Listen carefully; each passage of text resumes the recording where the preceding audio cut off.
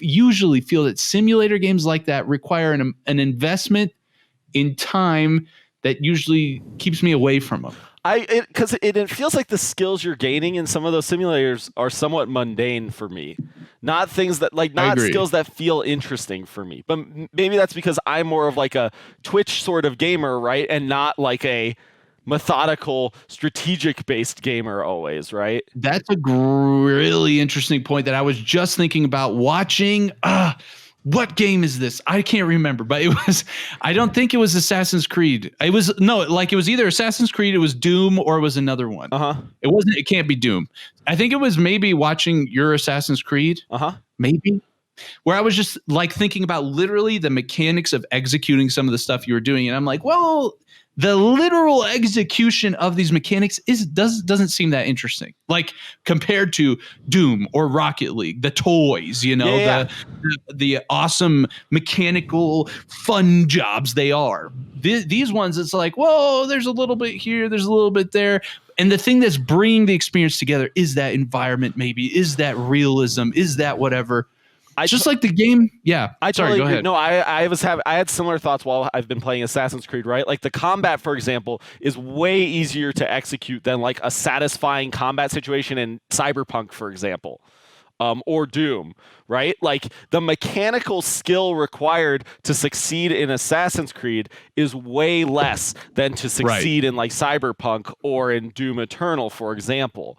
And that's interesting, right? But what's crazy about Assassin's Creed is this realism element. Like when you're climbing anything, you're just literally hitting one button. You just hit Alt and that climbs. And then you hit Alt again and it climbs to the next climbable thing. But it's so well animated, and like your character isn't just like climbing a wall. He like actually grabs onto the cracks in the wall. And if you get to a point where there's no cracks, he won't be able to grab onto them. He'll have to jump over them. I guess the fucking artists or developers or modelers or someone have to mark every single point on the object that's climbable or not climbable, so that the character like kind of like is able to scale this, some procedural thing to like. It's crazy. Like I've been thinking when I climb stuff, it's so cool to watch because the character actually interacts with whatever geometry it is in the exact way you would expect a human to climb this object, right?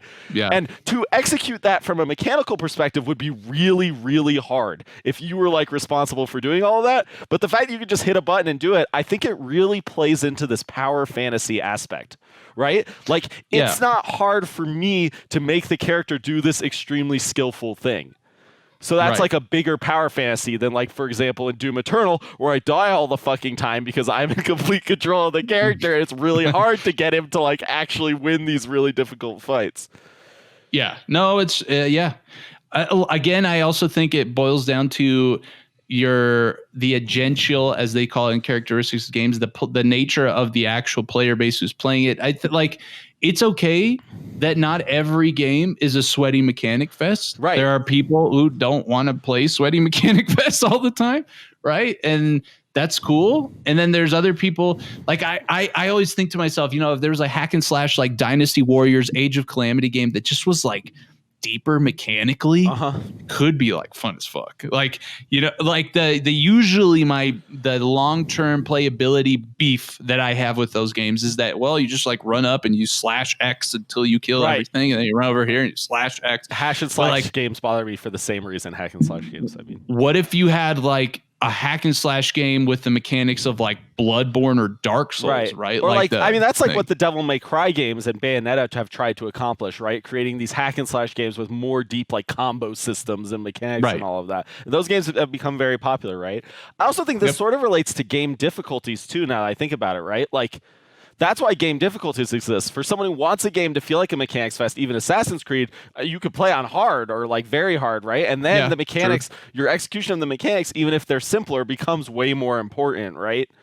And like I watched my friend play Immortals Phoenix Rising, which is another one of these open world games, right? It's an ancient Greece one. And he was playing on the absolute easiest difficulty there was. And he loved it. He was having a great time because he was there to like experience the game. He didn't really care about like the fights being difficult. He just wanted to do them, right?